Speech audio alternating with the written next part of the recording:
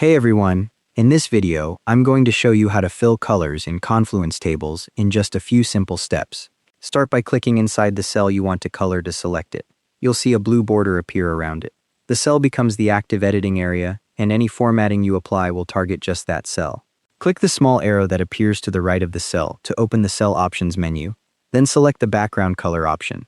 The menu shows several formatting choices including text color, background color, and cell borders. A color palette opens with several preset options. For this example, I'm choosing purple, and the cell background changes immediately.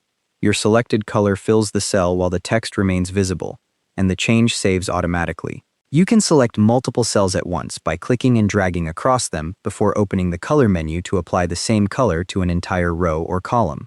If you want to remove a color later, just open the Cell Options menu again and select the white swatch at the start of the palette. The color changes save automatically, but won't be visible to others until you publish the page. And that's how to fill colors in Confluence tables. Thanks for watching, hope this helped.